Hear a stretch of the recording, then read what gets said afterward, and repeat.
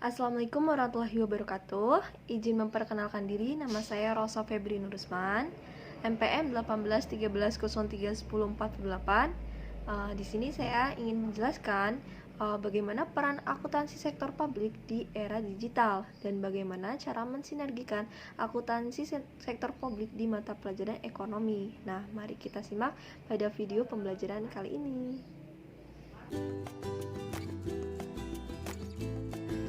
Perlu kita ketahui, akuntansi adalah sebuah proses pengidentifikasian, klasifikasi, dan pengikhtisaran transaksi-transaksi atau kegiatan yang dapat diukur dengan satuan uang, dan hasil ikhtisarnya dapat dijadikan sebagai tolak ukur dalam menilai kondisi aktivitas entitas tertentu. Nah, sedangkan digital adalah penggambaran dari suatu kondisi bilangan yang terdiri dari angka 0 dan 1 atau off dan on. Semua sistem komputer menggunakan sistem digital sebagai basis datanya. Nah, memasuki era digital, para akuntan harus menyesuaikan diri dengan adanya perkembangan teknologi, khususnya sistem keamanan informasi terkait dengan aset-aset yang kritis dari klien. Menristek Dikti berpesan agar para akuntan di era digital tidak boleh memandang sebelah mata dampak dari teknologi dan perlu menguasai data non-keuangan seperti data analisis, information technology development, dan leadership skill.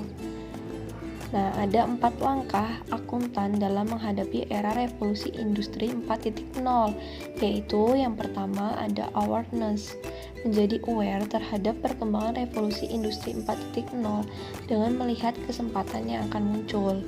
Yang kedua ada education, memberi tekanan pada institusi pendidikan untuk membuat kurikulum yang relevan bagi mahasiswa akuntansi untuk menyesuaikan dengan konektivitas digital.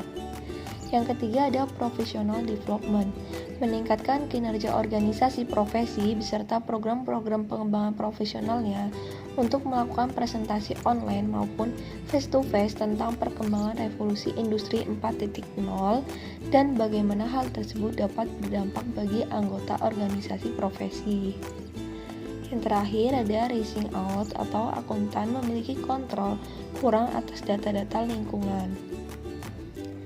Nah, oleh karena itu, peran akuntansi yang pertama adalah untuk sebagai pengambil keputusan dan bertanggung jawab dalam pelaporan keuangan yang baik dan cepat dengan memanfaatkan teknologi informasi.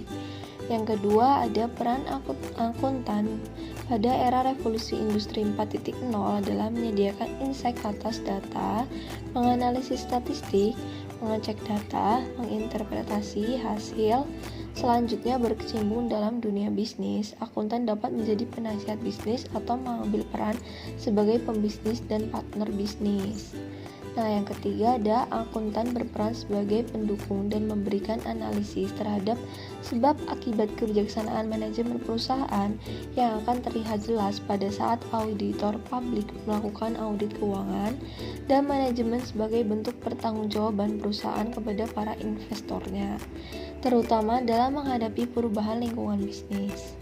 Nah, selanjutnya saya akan membahas bagaimana cara mensinergikan konten atau bahan kajian akuntansi sektor publik ke dalam pembelajaran ekonomi di sekolah, khususnya mata pelajaran ekonomi.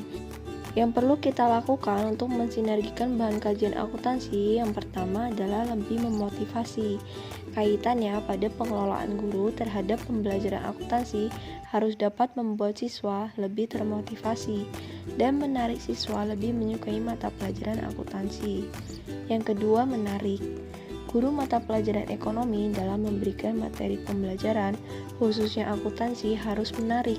Tidak hanya menggunakan metode ceramah, tetapi menggunakan pendekatan pembelajaran yang berpusat pada peserta didik, seperti model pembelajaran kooperatif, model problem-based learning, strategi inquiry, pemecahan masalah, dan discovery inquiry. Nah, yang ketiga ada kegiatan berpikir kritis dan berpusat pada peserta didik. Kegiatan berpikir kritis tercakup dalam kegiatan menganalisa, mengevaluasi, dan menciptakan sebagaimana tercakup dalam taksonomi Bloom. Pembelajaran berpusat pada peserta didik mencakup prinsip-prinsip. Yang pertama, pada proses pembelajaran peserta didik didorong untuk berpartisipasi aktif, menggunakan kemampuan kognitif dan psikomotorik. Yang kedua, peserta didik didorong untuk mengkonstruksi pengetahuan melalui data, fakta atau teori yang terkait dengan memahami materi, bukan hanya menghafalkannya. Yang ketiga, materi yang dipelajari diupayakan terkait dengan kehidupan sehari-hari, sehingga peserta didik mempunyai pengetahuan awal yang cukup untuk membangun konsep. Nah, yang keempat, pembelajaran yang dapat mendorong peserta didik berpikir kritis menggunakan logika dan mengaitkan antar konsep yang telah dimiliki.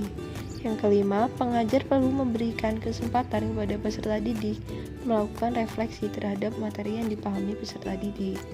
Sedangkan guru dapat melakukan penilaian berkelanjutan dan memfasilitasi kebutuhan peserta didik agar terjadi proses belajar.